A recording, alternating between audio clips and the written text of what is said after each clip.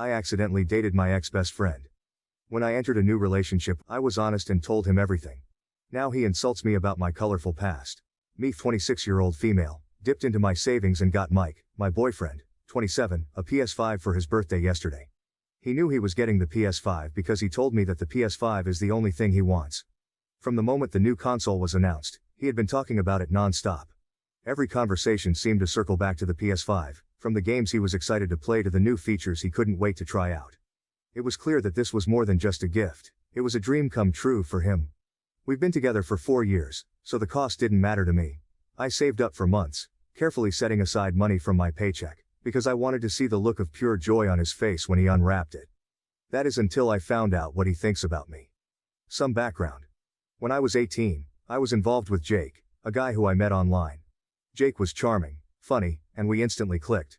Our online chats quickly turned into late-night phone calls, and soon after, we decided to meet in person. Those 3 months with Jake were fun and full of excitement, but our relationship fizzled out as quickly as it began. We realized we wanted different things and decided to end things on amicable terms.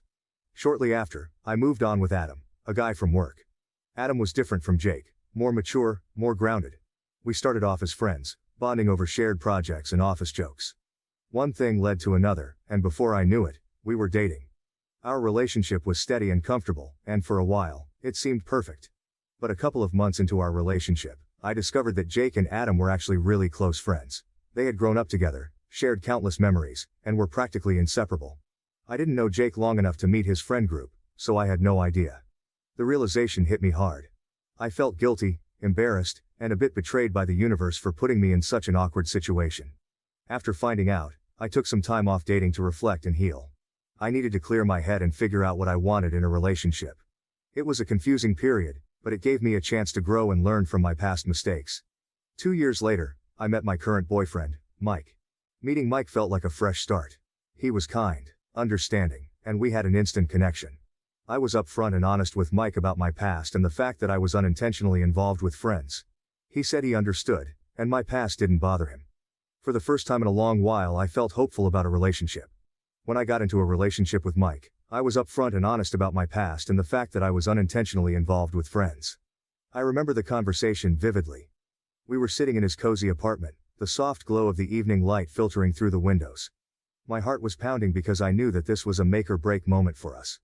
I didn't want any secrets between us, and I felt that he deserved to know everything. I took a deep breath and told him about Jake and Adam, explaining how I had met Jake online and dated him briefly, only to later find out that Adam, my next boyfriend, was his close friend. I laid it all out there, my voice trembling slightly as I recounted the story. I emphasized that it was never my intention to cause any drama or to hurt anyone. I just wanted him to understand my past and the lessons I had learned from it. Mike listened intently, his expression calm and thoughtful. When I finished, there was a moment of silence that felt like an eternity. Then, he reached out and took my hand, giving it a reassuring squeeze. He looked me in the eyes and said, "I understand. Your past doesn't bother me. We all have things we've been through, and what matters is who we are now and how we treat each other." His words were like a balm to my anxious heart. I felt a wave of relief and gratitude wash over me. In that moment, I believed that Mike was someone who truly accepted me for who I was, flaws and all. It made me feel secure and loved, and it strengthened my resolve to build a future with him.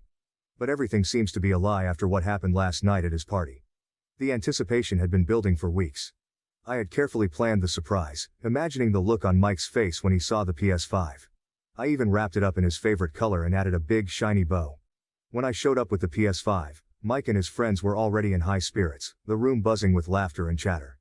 As I walked in, I felt a surge of excitement and nervousness. The moment they saw the PS5, the room erupted. Mike and his friends were screaming with joy, their faces lighting up with sheer delight.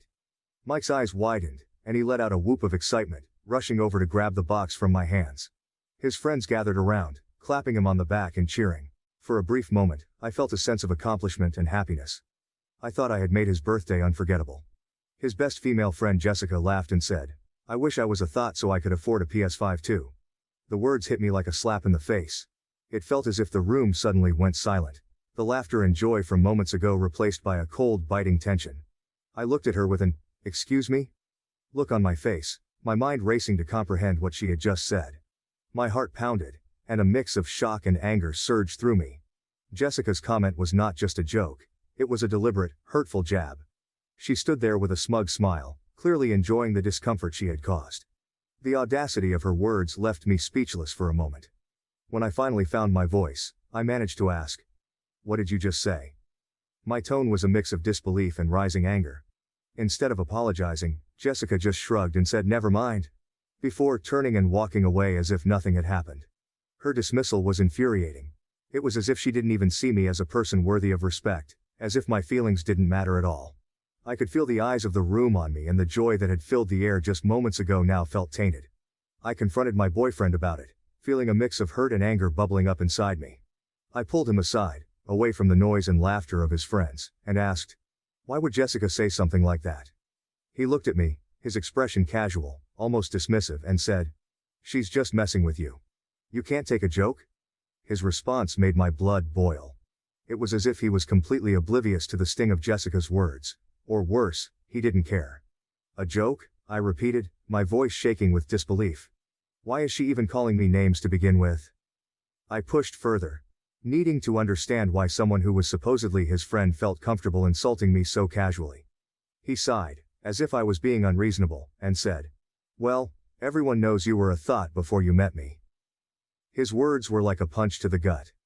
My heart sank as the realization hit me. This wasn't just Jessica's cruel comment, it was something deeper, something he apparently believed too. I asked him to explain how I was a thought before him, and he said, "You know, messing with best friends?" His words cut deep, and I felt a lump form in my throat. I had been honest with him about my past, thinking it was something we had moved past together. Hearing him casually throw it back in my face was like reliving that painful chapter all over again. He then patted me on the shoulder, a gesture that felt condescending rather than comforting. "It's okay," he continued, as if he was doing me a favor. "You're not who you were back then. If I could get over your colorful past and thought mentalities, to give you a chance, then you could get over Jessica's comments and give her another chance." His words were a twisted attempt at justification, and they made me feel small and unworthy. The way he framed it, as though he had graciously overlooked my supposed flaws, was both patronizing and hurtful.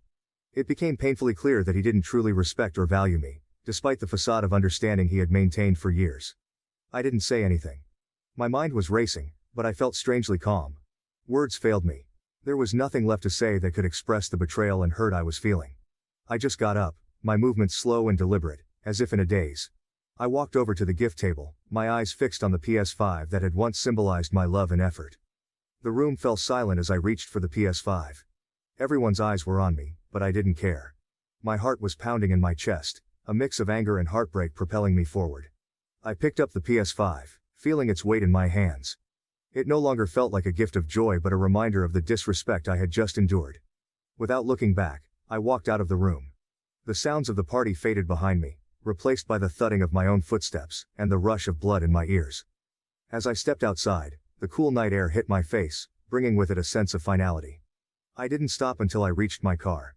I placed the PS5 on the passenger seat and sat behind the wheel, my hands gripping the steering wheel as I fought back tears. He was pissed. I could almost feel his fury radiating through the phone as it buzzed incessantly in my pocket.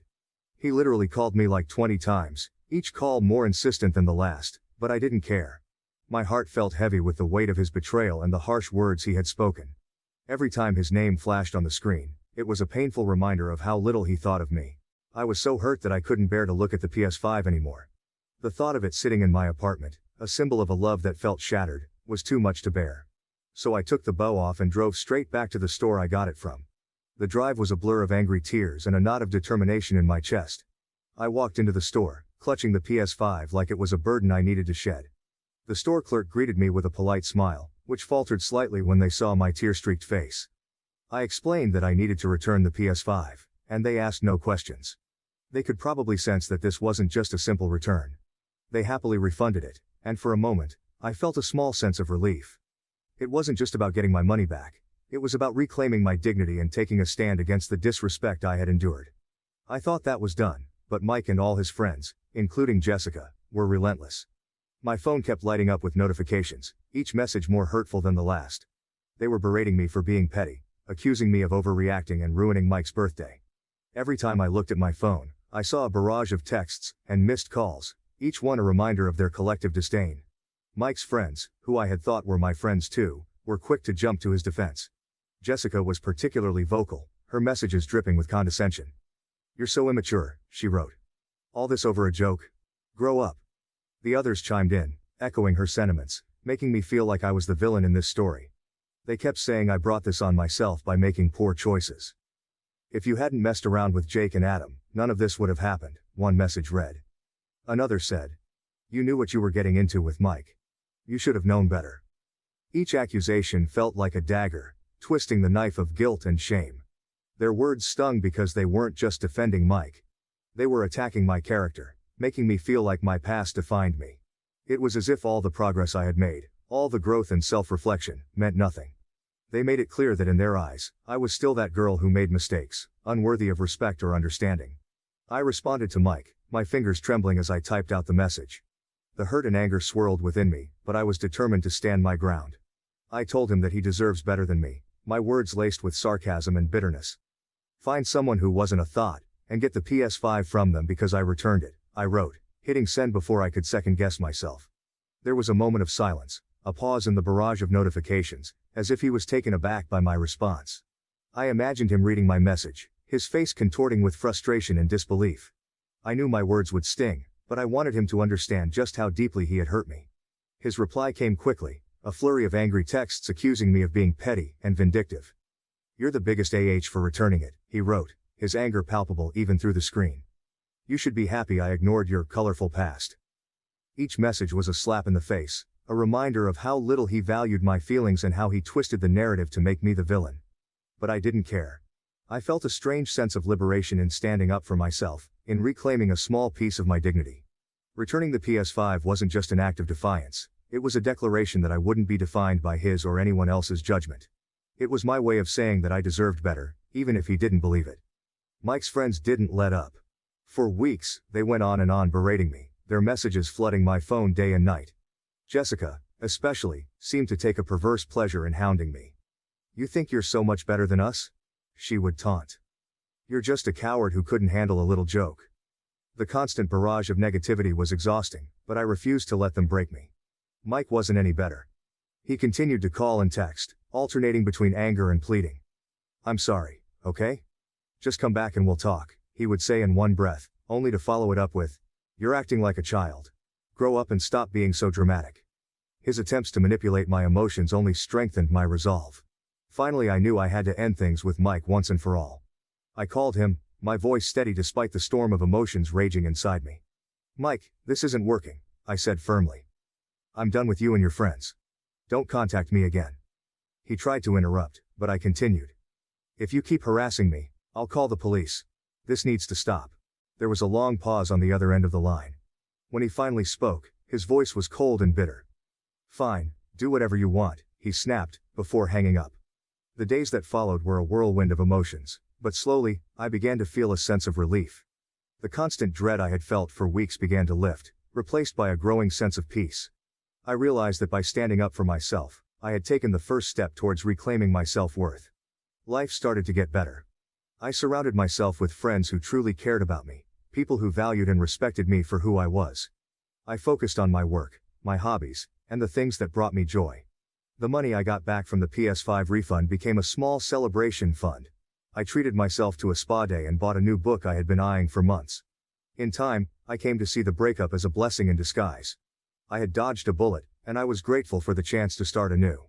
The experience had taught me the importance of self-respect and the value of being with someone who truly appreciated me. I knew now that I deserved better, and I was determined never to settle for anything less. From this whole ordeal, I've learned a lot, and I want to share these lessons with you all. First and foremost, I've learned the importance of self-worth and boundaries. It's crucial to recognize your own value and not let anyone diminish it. Setting and enforcing boundaries is essential for maintaining your self-respect and emotional well-being. I realized I deserve to be treated with respect, and it's okay to demand that. Honesty and transparency are vital in any relationship, but they must be met with mutual respect and understanding. If someone uses your honesty against you, it's a huge red flag. Trust and respect are the foundations of a healthy relationship. If a partner or their friends make you feel belittled or disrespected, it's a sign that the relationship might not be as healthy or supportive as it should be. Standing up for yourself is another big lesson. It's important to assert your boundaries and take action when you're being mistreated. Whether it's through direct confrontation or seeking external help, standing up for yourself is necessary for your own mental and emotional health. It might be tough, but it's absolutely worth it. I also learned the value of having a strong support system. Surrounding yourself with friends and loved ones who genuinely care about you provides strength and support during difficult times. They can help remind you of your worth and what you truly deserve. Going through this experience has shown me that growth often comes from adversity. Difficult experiences can teach you a lot about what you truly want and deserve in life and relationships. They can help you make better choices in the future and become a stronger person. Lastly, it's crucial to listen to red flags in a relationship. Disrespect, manipulation, and belittlement are signs that shouldn't be ignored. Taking them seriously is crucial for your well-being. I hope my story helps you understand the importance of these lessons. Remember, you deserve to be treated with respect and love. Don't settle for anything less. Some of the wholesome comments on this story. Comment 1. I'm so confused. But maybe that's because I'm an old lady who got married around the time you were in kindergarten. Hey, if anyone was wrong in the Jake, Shed Adam incident, it was Adam. You might have dated friends, but he dated his best friend's ex. That's on them to figure out. And Adam's mistake only. B. Where I come from, dating 3 dudes in 7 years does not have a colorful past. Did hoe get a new definition since the early 2000s? And I hope you do something special for yourself with a little of that money you got back from returning that gift you got your ex-boyfriend. Comment 2, 55-year-old lady here. What went down in your colorful past wouldn't even be a bleep on anyone's radar when I was the OP's age. Your BF screwed up and accidentally showed you exactly what he really thinks about you. You have dodged a bullet. And please note, he's upset because his screw-up has cost him a PS5. He's not concerned about you or your feelings. Take that refund and go treat yourself. Comment 3. I am so glad there is no photographic evidence of some of the shit we got into when I was in my teens and 20s, back in the 70s and early 80s. Oh, the color, and the parties, and these young kids have no idea what grandma got up to back in the day. Comment 4. I like how you stood up for yourself and did not take any crap. You went in to find out what was happening and got an answer. The way he started screaming and giving you the "you should be grateful" just confirms that you dodged a massive bullet, and makes me worry a bit over what else he has been saying to you. Not only in this story. That isn't someone who loves you, that is someone using you for his own benefit. And secondly, it's a red flag he told his friends about what you told him, and that she felt so comfortable to use it as an insult. This shows me 2 people who don't respect you as a person. Please consider this relationship, to put it politely. These people still have a lot of growing to do, and I think you should allow them to do it on their own. In your opinion, what do you think about this story? Please leave your comment below to let me know. My boyfriend of 4 months retaliated against me because I went out with my close friends until morning by calling me while he was having sex with his friends with benefits. Time has a tendency to curve around our feelings. Even though Brandon and I have only been dating for 4 months, the spectrum of emotions we have shared makes our time together feel both very short and shockingly lengthy. He studies architecture, while I study graphic design at VL University. We are both sophomores. Due to our mutual passion for design, we initially met in a freshman seminar. From the beginning, our talks were smooth and conversational, discussing our studies and aspirations for the future. We would frequently have coffee while surrounded by class models and sketches. In those early days, our relationship felt natural and easy. We spent many nights discussing our projects and ideas, which I always found enriching. Brandon's background was quite different from mine, particularly his strong Catholic faith and conservative views, which initially I found intriguing. He was upfront about his past and his values, including his limited experience with relationships, and his decision to mostly save himself for marriage. However, as we moved past the honeymoon phase of our relationship, I began to feel the weight of our differences more acutely. His traditional views, which I once admired, started to feel restrictive, especially around topics of intimacy and personal freedom. He had been very open about his conservative approach to relationships, but this openness sometimes made me uncomfortable and skeptical about how it would affect our relationship. Our first major challenge came when I committed to a major group project with my friends from the graphic design program. The project, named 50 Specimen Shapes, was an ambitious plan to create 3D models for various abstract shapes, combining artistic flair with scientific precision. As the deadline approached, my team decided to pull an all-nighter to finish our work. I was excited about the project and shared my plans with Brandon, hoping he would understand the commitment it required.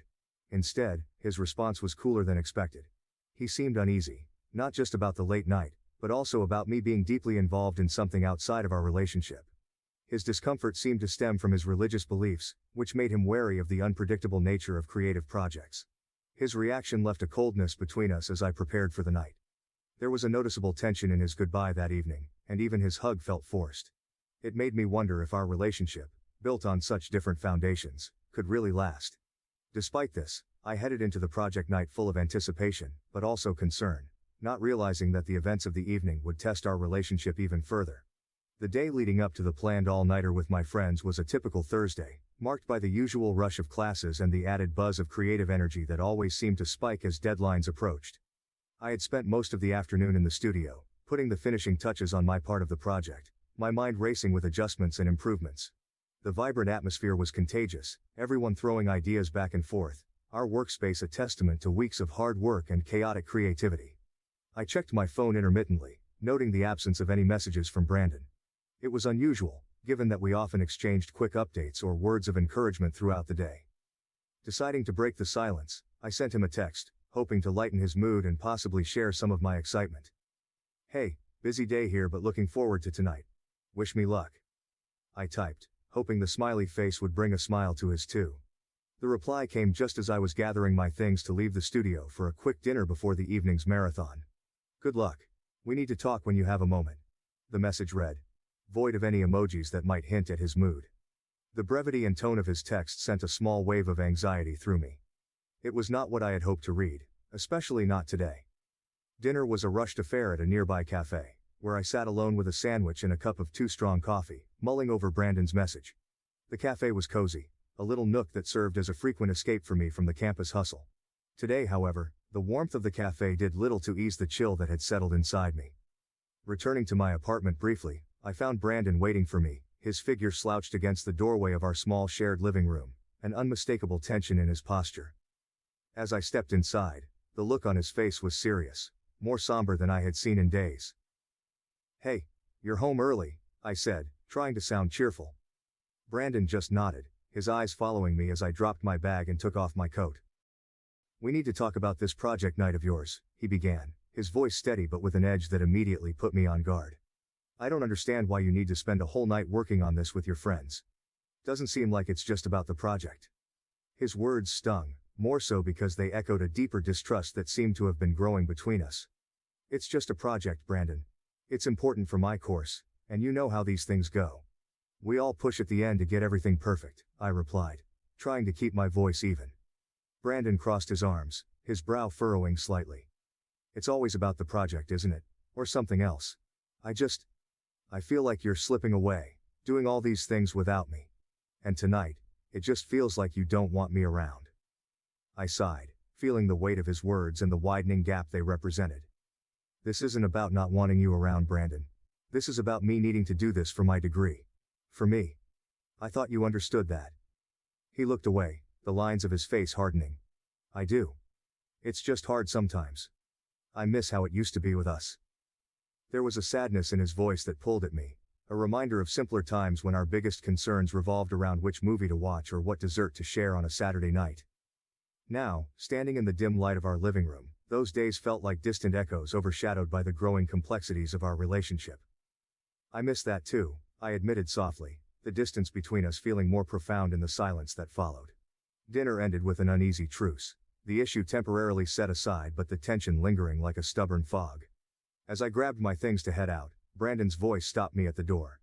"Be safe, okay?" he said, a trace of the old warmth in his voice that made my heart ache for what we were struggling to hold on to. "I will. I promise," I responded, offering him a small hopeful smile before stepping out into the cool evening air. The night's possibilities stretched out before me like the sprawling campus pathways.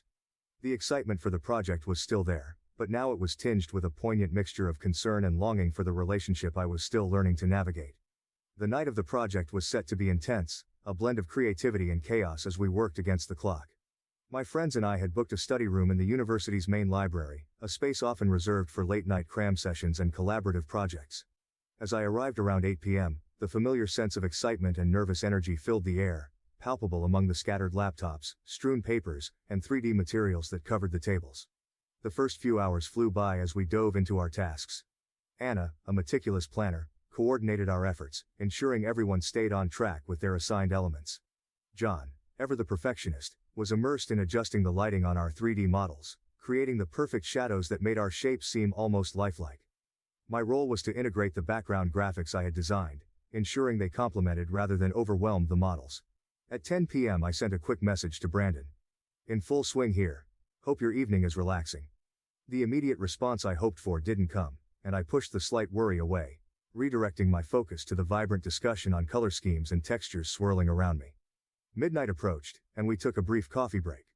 The library's 24-hour cafe was buzzing with other students similarly burning the midnight oil, and the air was thick with the aroma of espresso and the low hum of hushed conversations. I checked my phone again, noting the absence of any message from Brandon. A ripple of concern stirred within me, but I was quickly pulled back into the lively banter of my friends, discussing the latest episode of a popular design reality show. By 2 a.m. the project was shaping up, but the fatigue was setting in. We powered through with energy drinks and the collective adrenaline that comes from nearing the finish line. I sent another message to Brandon, a bit more detailed this time. Still working hard. Miss you. The read receipt popped up almost immediately, but there was no reply.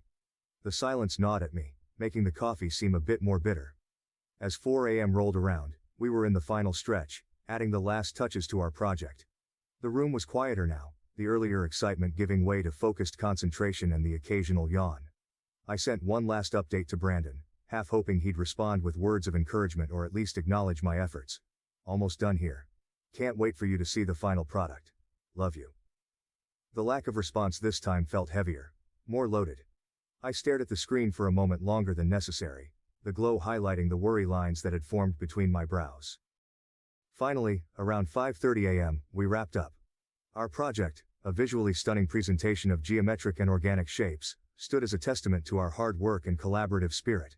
There was a collective sigh of relief mixed with pride as we packed up our things.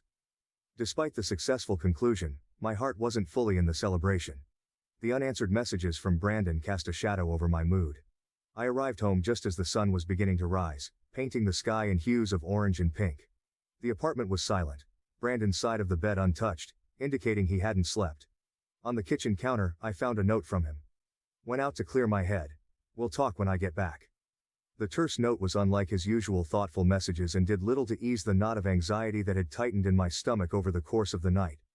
The words, so stark and devoid of his usual warmth, felt like a cold draft through the room. It was not like him to leave such a terse message. Sitting at the edge of our bed, I felt the weight of the night's efforts on my shoulders and the heavier burden of an unresolved conflict waiting in the wings. The joy of our project's completion was tinged with a sadness that felt all too familiar lately. A reminder of how distant Brandon and I had become in such a short span of time. As I awaited his return, the excitement of the night faded into the background, overshadowed by the uncertainty of the conversation that awaited us. Brandon returned home late in the noon, the sound of the front door closing a signal that a confrontation was imminent. I could hear the muffled sounds of his movements as he hung up his coat and placed his keys in the dish by the entrance, each noise echoing slightly in the tense silence of our apartment. The atmosphere was charged, heavy with the anticipation of the difficult conversation that lay ahead. He found me in the living room, where I had been staring out the window at the cityscape, lost in thought and dreading his return. As he entered, his expression was unreadable, a mask that hid whatever emotions he had stewed in during his hours away. He paused at the doorway, his posture rigid, and then slowly approached where I sat. So, you were out all night for a project? His tone was skeptical, laced with a bitterness that made me wince. The question felt like an accusation, a prelude to an argument I wasn't ready to have but knew was unavoidable. Yes, Brandon, it was for my final project. You know how important this is for my grade. I responded, trying to keep my voice steady despite the fatigue and emotional strain. I didn't want to be out so late either, but we had to get everything finished. It's not something I can just put off. Brandon scoffed, shaking his head as he paced a few steps before turning to face me again. All night, though. Seems like a bit much for just a project. You could have done some of it at home, couldn't you? Why did it have to be an all-nighter? His doubts stung, and I could feel the defensive walls building up inside me. It wasn't just me, the whole group was there. We needed to work together to get it all done. It's not something I can control. Everyone was counting on each other. He continued to look unconvinced, his arms folded across his chest as he leaned back slightly against the wall. It just doesn't sit right with me, you being out like that and not even a call to check in. How am I supposed to trust that? The room seemed smaller with each word, the air between us thick with unsaid things and pent-up frustrations. I was so tired from this, so exhausted from the project and the sleepless night. I'm telling you the truth, Brandon. I'm too busy to call. But I've texted a lot, but you haven't replied. Brandon's gaze hardened, and he let out a long sigh, a sound of frustration and disbelief mixed together. I don't know, it just doesn't feel right. Something about this doesn't add up. The conversation spiraled from there, with each of us rehashing old grievances and misunderstandings, our voices rising and falling in a familiar dance of conflict. Despite my attempts to explain the necessity of the night out, Brandon remained skeptical, his trust seemingly eroded by the incident. As the discussion wore on, I felt a profound exhaustion wash over me, not just from the lack of sleep but from the constant battle to justify my actions and intentions. It was draining, this feeling of having to defend my commitment to both my education and our relationship, and as the afternoon light began to fade, so too did my resolve to keep arguing. Finally, I stood up, a gesture that paused our heated exchange. I need some rest, Brandon, I said quietly, the fight gone from my voice. I'm sorry you feel this way, but I've told you the truth. I hope you can believe me. Without waiting for his response, I turned and headed towards our bedroom, leaving Brandon in the living room, surrounded by the silence that quickly filled the space I had vacated. The unresolved tensions remained, a silent specter in our home, as I closed the bedroom door behind me, seeking a refuge from the turmoil and a few hours of much-needed sleep. As the gentle colors of the morning light pierced the darkness, I looked forward to a peaceful morning to relax after the strenuous project session. However, the sudden ringing of my phone shattered the quiet of our apartment, catching me off guard. It was Brandon. Considering the time and the tense messages we had exchanged earlier, I prepared myself for a challenging conversation, but I was still utterly unprepared for the events that were about to unfold. As the soft hues of dawn broke through the night, I anticipated a quiet morning to unwind after the intense project session. However, my phone's sharp ring cut through the stillness of our apartment, startling me. It was Brandon. Given the hour and the strained messages from earlier, I braced myself for a difficult conversation, but nothing could have prepared me for what was about to happen. Hello? My voice was groggy, tinged with sleep and anxiety. The sounds that met my ears were not words but moans, distinct, unmistakable sounds of intimacy. My mind raced as I tried to process the audio assault. Confusion gave way to a horrifying realization as Brandon's voice came through the line, breathy and cruel. I wanted you to hear what you've been missing, he said, a hard edge to his whispered words. The background noise didn't subside. It was clear he was not alone. The shock hit me like a physical blow, knocking the air from my lungs. My hand trembled as I held the phone, my heart pounding with a mixture of anger, hurt, and disbelief. How could the man I loved subject me to such a deliberate act of humiliation and spite?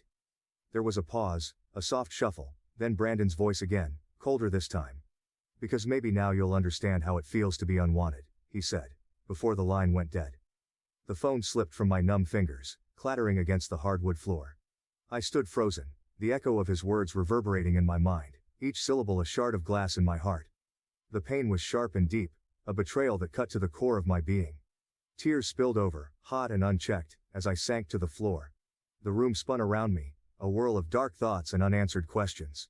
Who was the woman he was with? But more than anything, why would he choose such a devastating way to express his pain? In my shock, I called Anna immediately. She came to my apartment and rushed into the room. She was by my side, her hands gently lifting my chin to meet her worried gaze. What happened? Oh my God, are you okay? Her voice was laced with concern, her eyes searching mine for an explanation. I shook my head, the words catching in my throat.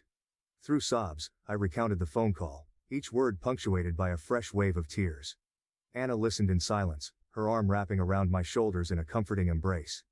This isn't just about tonight, is it? She murmured after I had finished, her voice soft but steady. There's more going on here, more pain than just this moment. She was right.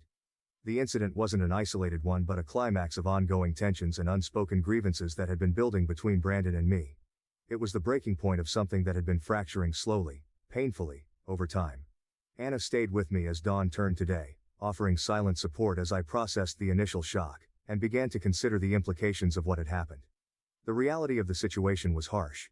Not only had Brandon violated our trust in the most intimate way, but he had also used his actions as a weapon, a way to hurt me as deeply as he felt hurt.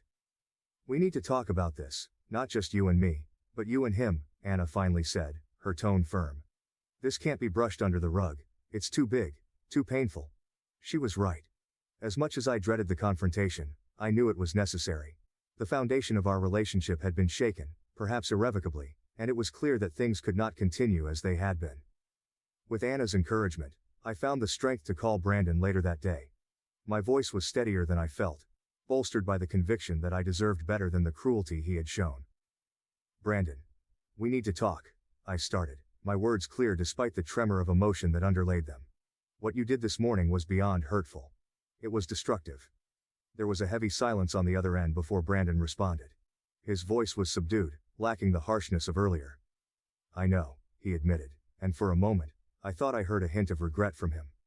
I was angry, hurt. I had no idea how else to show, so I did that. "Brandon, hurting me like that, making me listen while you were with someone else. That's not a way to solve anything. It's just causing more pain," I continued, my voice firm but shaking with the weight of my emotions. "I know," he repeated, his voice low. "I wasn't thinking, I just felt so disconnected from you, and I don't know what I thought. I'm sorry, truly." His apology was a start, but the road to healing seemed long and fraught with potential setbacks. The trust between us had been deeply damaged, and I was unsure if it could ever fully be restored. After the phone call with Brandon, I retreated to the safety of our bedroom. The four walls felt like a sanctuary from the chaos and emotional turmoil that had erupted in our living room. Lying on our bed, I couldn't shake off the deep-seated sadness that clung to me, nor the images of Brandon's face, twisted with accusation and mistrust. My mind spun in circles, reflecting on the spiraling decline of our relationship. It was a cycle, tension, and misunderstanding that seemed to repeat itself with increasing intensity. I thought back to the early days with Brandon, when each moment together was filled with laughter and spontaneity. Those memories now seemed like echoes of a distant past, a stark contrast to our current reality where smiles were rare and silences were loaded with unsaid grievances.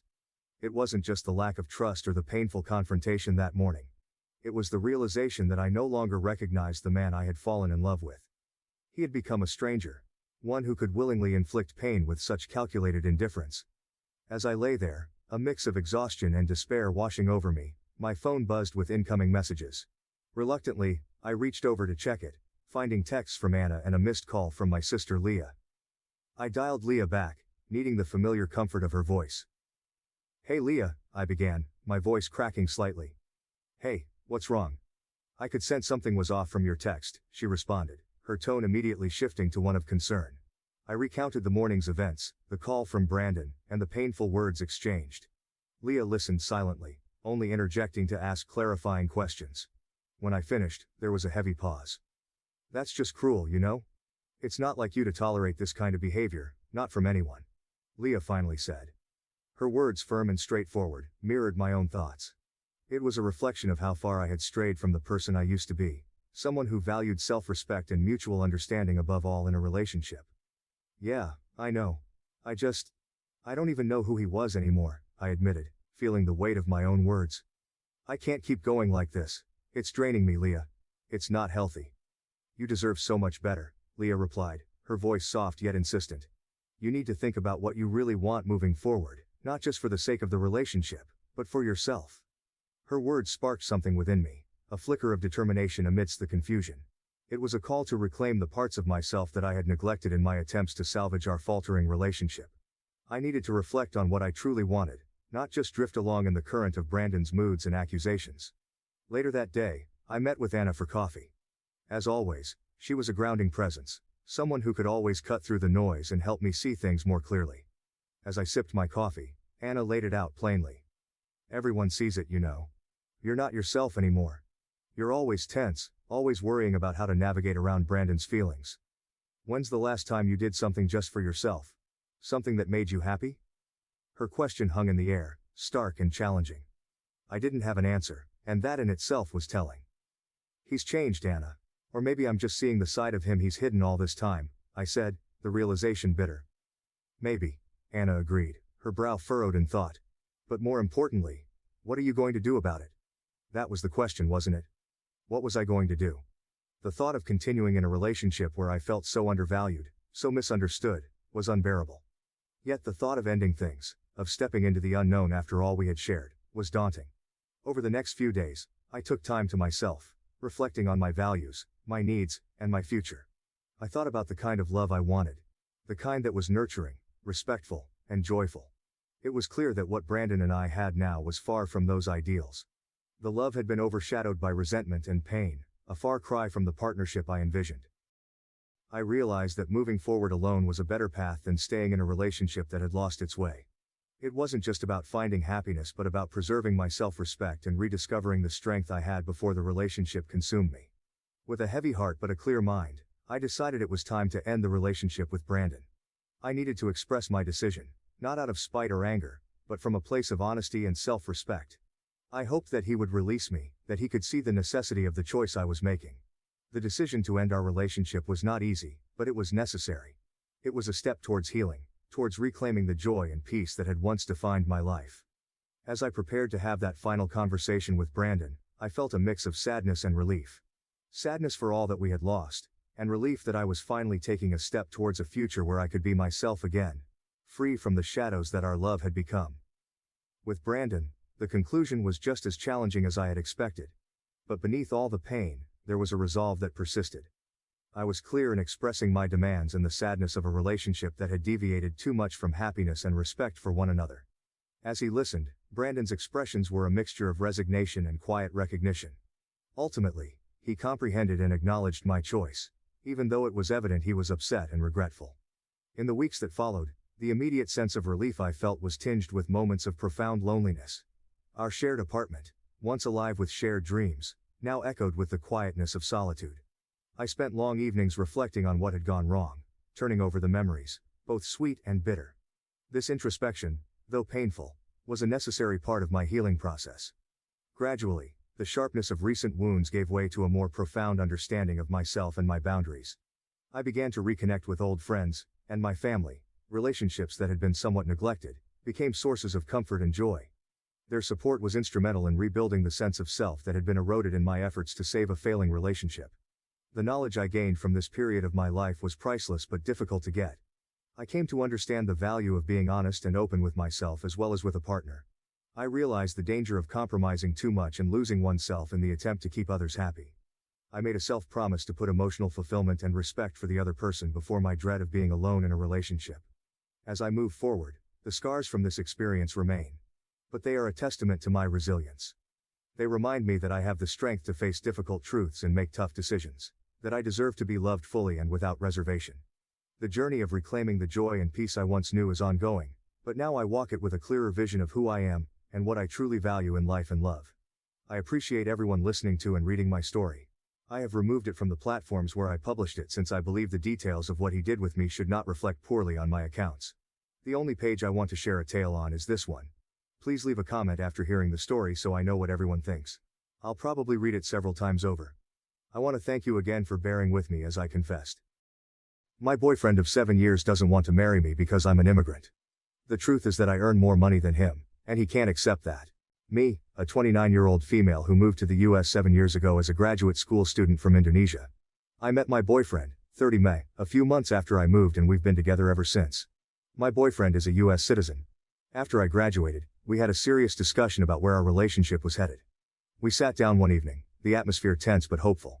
I made it very clear that I wanted to eventually get married and have children.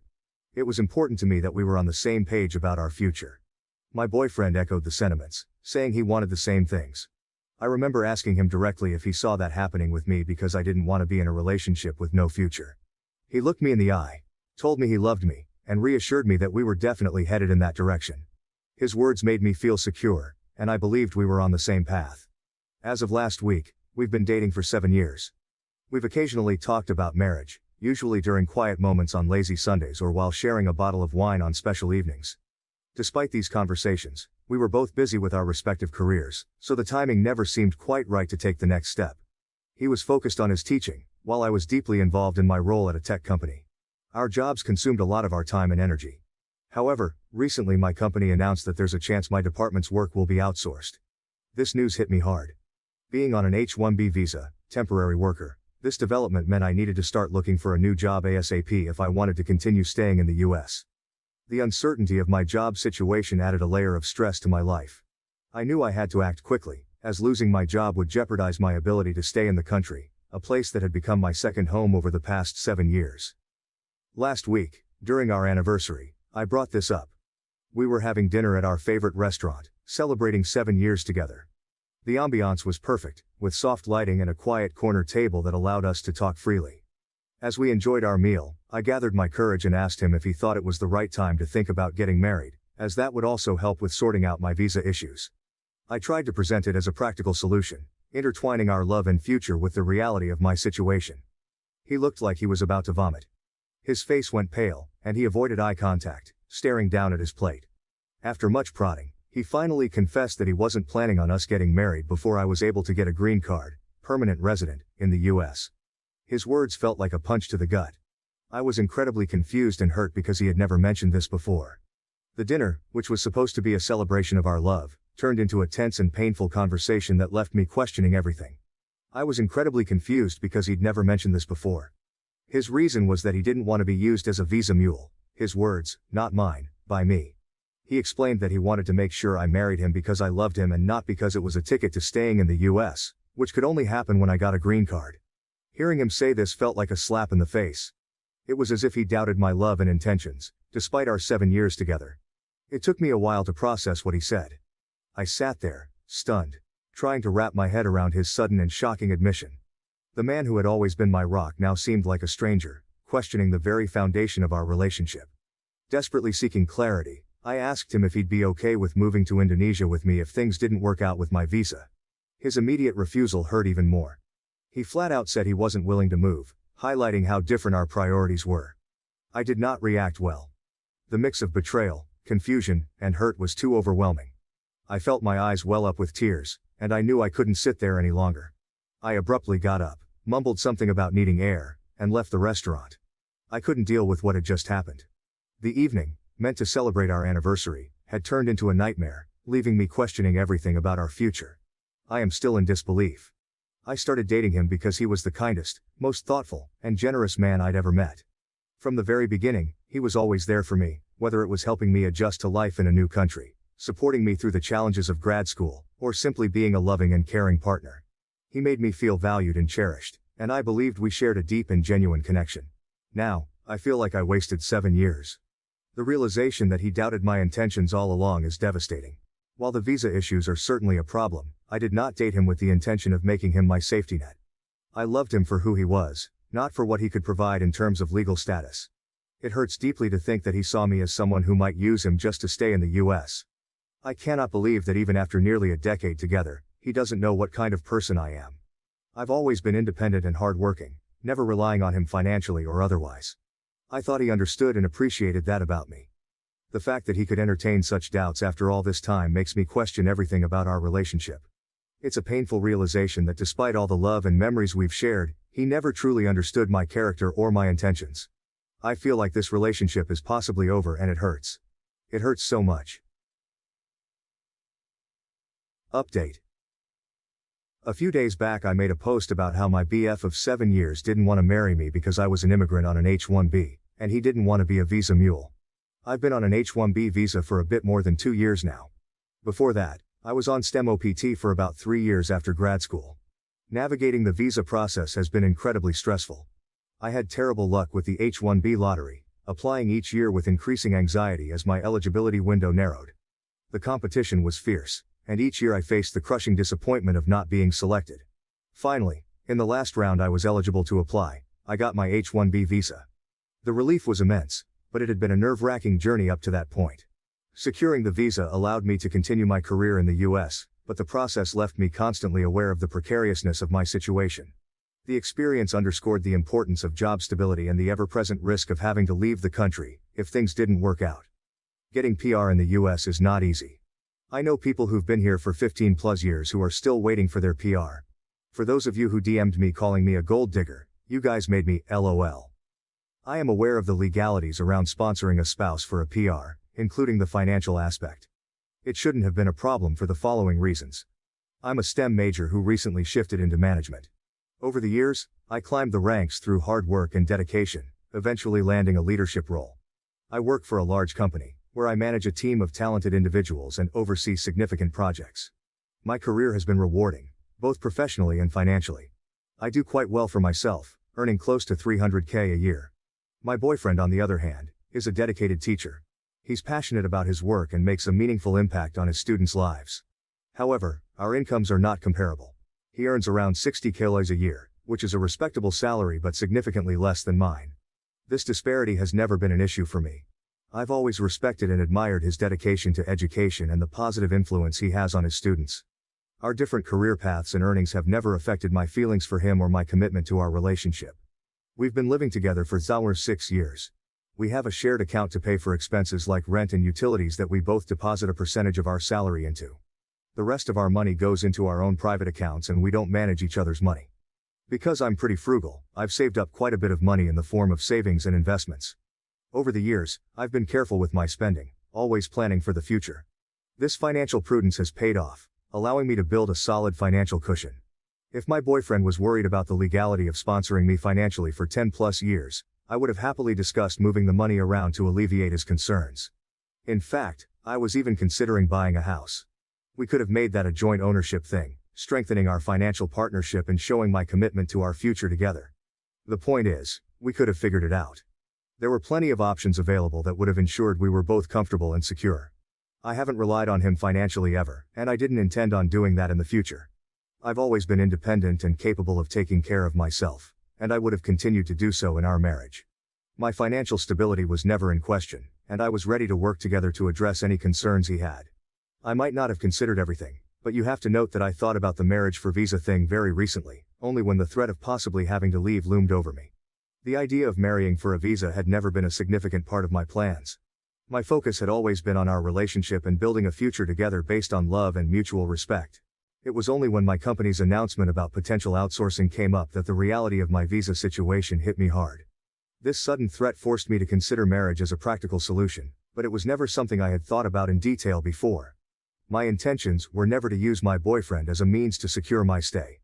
The thought only crossed my mind as a desperate measure when faced with the potential upheaval of my life and career. Regarding my situation back home in Indonesia, I come from a very religious and conservative family and had a horrible childhood. My family doesn't support my career choices. I cut contact with my family when I moved to the US, so they are not in the picture at all. I was on great terms with BF's family. They loved me. Now, for the actual update, he is now my ex-boyfriend. I took a few days to collect myself and then reached out to him wanting to talk. During those days, I went through a whirlwind of emotions, confusion, anger, sadness, and a deep sense of betrayal. I needed time to process everything, to think clearly about what I wanted to say and how I felt. I spent a lot of time reflecting on our relationship, replaying our conversations, and trying to understand his perspective. When I finally felt ready, I sent him a message asking if we could meet to talk. He agreed, and we arranged to meet at a quiet cafe we used to frequent. Sitting across from him, I could see the strain in his eyes, a reflection of my own turmoil. It was a tense and emotionally charged moment, but I knew we needed to have this conversation to find some clarity and closure. It turns out that he has been insecure about earning less than I did for a while. This revelation hit me hard. He confessed that for quite some time, he had felt inadequate because of the significant difference in our incomes. Apparently, his friends had been poking fun at our relationship, calling me the sugar mommy because I take care of most of the expenses. They made jokes and comments that undermined his confidence and made him feel less of a man. He never told me this until now. All those times I thought we were fine, he was silently battling these insecurities, feeling embarrassed and belittled by his friends' remarks. It hurt to realize that he had been carrying this burden alone, letting it fester and grow into something that could drive a wedge between us. His silence on the matter meant that I was unaware of his struggles and unable to support him through them, leaving me blindsided by this sudden revelation. He apparently didn't feel like an equal because our pay differs so much. The disparity in our incomes had been a constant source of discomfort for him, making him feel less valued and inadequate. Over time, these feelings of inequality grew, and he started believing that I was only with him as a quick way to get permanent residency here. I was speechless. I couldn't believe that his friends had gaslighted him into doubting our relationship. The people he trusted had planted seeds of doubt in his mind, making him question my intentions and the authenticity of our love. It was heartbreaking to realize that their cruel jokes and comments had eroded his trust in me. The idea that he could think I was using him for my own gain, after everything we had shared and built together, was devastating. His friends' influence had poisoned his perception of our relationship, creating a chasm of insecurity and mistrust between us. I reminded him how he had supported me when I was in grad school. Back then, I was struggling financially, trying to make ends meet while focusing on my studies. He was my rock during those tough times. I brought up specific memories, like how he used to get me groceries when I had little money to spare.